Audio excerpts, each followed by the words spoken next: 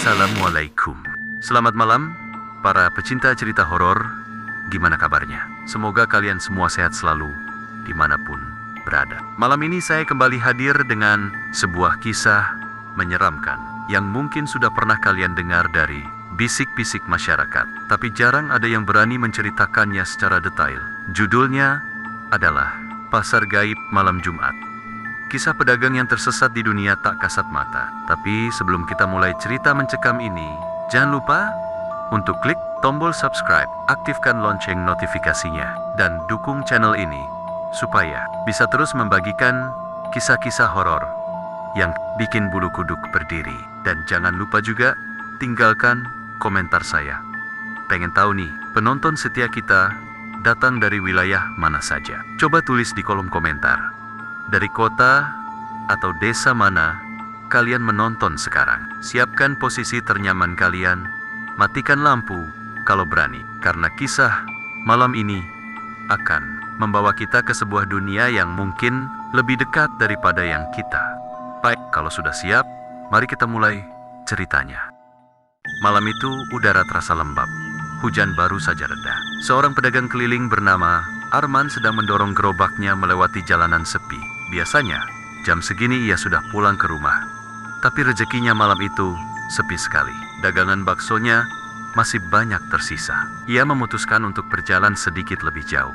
Siapa tahu ada pembeli di daerah perkampungan pinggir hutan. Arman tidak pernah merasa takut. Baginya, malam hanya malam biasa.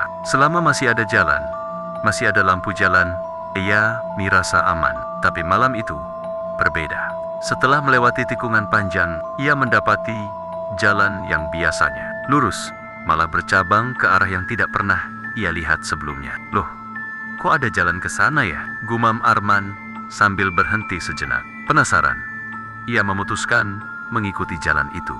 Semakin jauh ia melangkah, semakin sunyi suasana. Lampu jalan tidak ada, hanya cahaya rembulan yang samar menuntunnya. Anehnya, meski begitu, gerobaknya terasa ringan, seolah ada yang membantunya mendorong. Tak lama kemudian, ia mendengar suara ramai, seperti suara orang-orang bercakap, tawar-menawar, dan langkah kaki banyak orang. Ia tersenyum lega. Alhamdulillah, ternyata ada pasar. Bisa laku nih. Dagangan Panasaj. Di depannya terbentang sebuah pasar malam yang meriah. Lampu-lampu obor berjejer lapak-lipak penuh barang dagangan, dan orang-orang berjalan lalu lalang. Pasar itu tampak sibuk, padahal Arman yakin di daerah itu tidak pernah ada pasar malam sebelumnya. Tanpa pikir panjang, ia masuk ke keramaian. "Bakso panas-panas," teriaknya menawarkan dagangan. Beberapa orang menoleh, wajah mereka samar, tidak jelas terlihat, seperti tertutup bayangan. Namun mereka tetap mendekat, membeli dengan ramah. Arman senang. Mangkok demi mangkok bakso ludes terjual. Bahkan ada yang membayar dengan uang lebih. Padahal Arman tidak pernah meminta. Namun, semakin lama, ia mulai merasa ada yang janggal. Wajah para pembeli itu tidak pernah terlihat jelas. Setiap kali ia mencoba menatap langsung, wajah mereka berubah kabur, seperti asap. Ada yang matanya terlalu banyak, ada yang lidahnya panjang menjulur keluar. Ada pula yang tubuhnya seperti membusuk. Arman mencoba menepis pikiran buruk. Mungkin capek aja aku, yang penting dagangan laku. Tapi anehnya, setiap kali ia menerima uang, kertas itu terasa dingin sekali, seperti es. Dan ketika ia simpan di laci gerobak, bau anyir darah tercium kuat. Suasana pasar juga semakin tidak masuk akal. Ia melihat ada pedagang yang menjual kepala manusia, ditaruh begitu saja di atas meja, seperti buah. Ada pula yang menjual kain putih berlumur darah, ditawarkan seperti kain biasa. Seorang anak kecil datang membawa kantong plastik berisi jari-jari manusia, tersenyum sambil memainkannya. Arman menelan ludah, tubuhnya mulai gemetar. Astagfirullah. Ia ingin pergi, tapi kakinya seolah berat. Semakin ia mencoba berjalan ke pintu keluar, semakin jauh jaraknya. Pasar itu seperti meluas tanpa ujung. Orang-orang semakin banyak berdatangan. Wajah mereka makin aneh. Senyum lebar, gigi hitam, dan mata merah menyala. Tiba-tiba, seorang nenek tua dengan punggung bongkok menghampirinya. Suaranya serak, matanya kosong. "Nak, jangan pernah makan daganganmu sendiri di sini. Kalau kau makan, kau takkan bisa pulang." Arman terdiam. Keringat dingin mengucur di dahinya. "Maksudnya, Nek?" tanyanya. Pelan.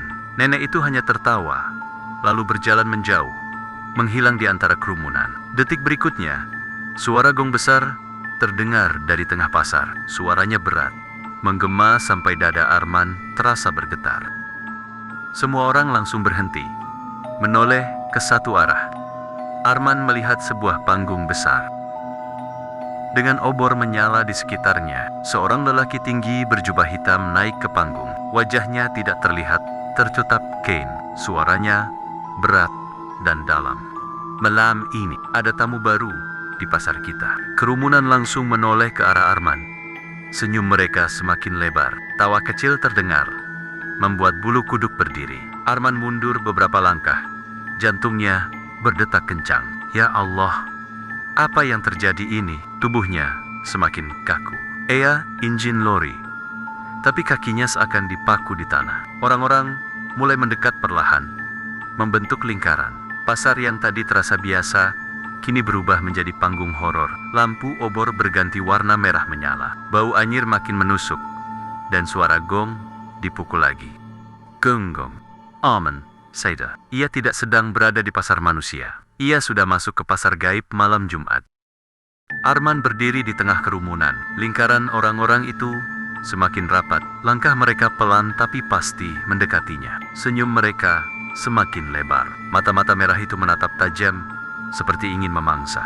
"Jangan panik, jangan panik." Arman berbisik pada dirinya sendiri, tapi suaranya tercekat. Nafasnya berat, jantungnya berdegup, seperti mau pecah. Lelaki berjubah hitam di atas panggung mengangkat tangannya. Seketika semua orang berhenti.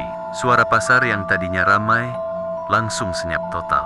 Hanya terdengar suara obor berapi dan gong yang masih bergetar samar. "Dia adalah darah segar." Suara lelaki itu bergema berat. "Dia adalah tamu, sekaligus persembahan malam ini." Arman menelan ludah.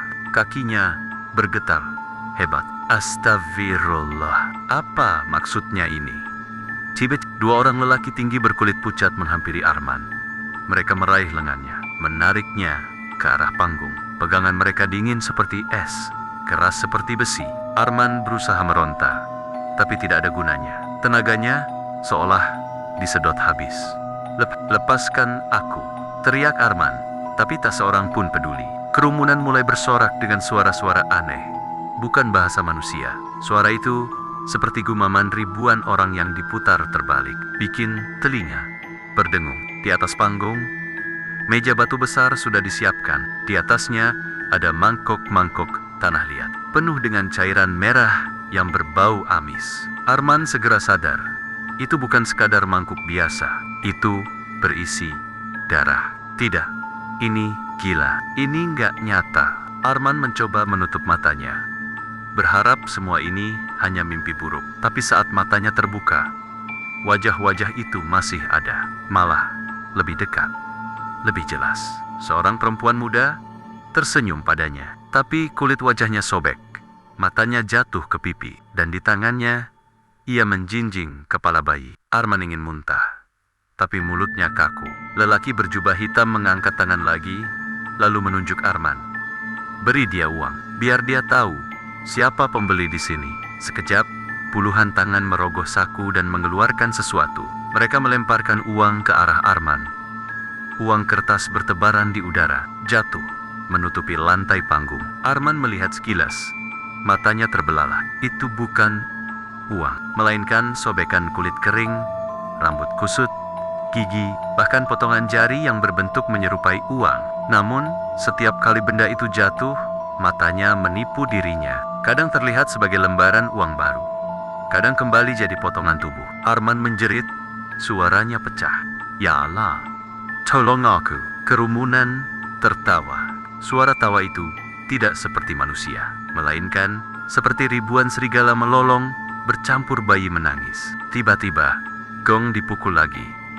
Gong, suaranya begitu keras, sampai Arman hampir pingsan. Lelaki berjubah hitam mendekat, wajahnya masih tersembunyi.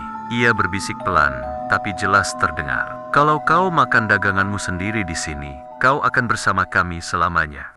Arman terdiam. Perkataan itu sama persis dengan yang dikatakan nenek tua tadi. Hatinya makin panik. Pikirannya kacau. Beberapa orang dari kerumunan mendekat, membawa mangkuk besar berisi bakso yang tadi ia jual.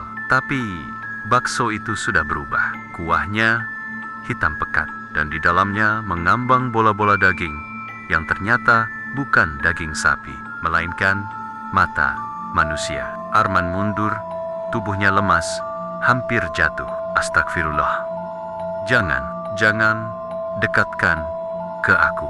Namun, tangan-tangan pucat itu memaksanya. Mangkuk hitam itu ditempelkan ke bibirnya. Bau busuk darah menyengat hidungnya. Arman berusaha menutup mulut rapat-rapat. Air matanya menetes.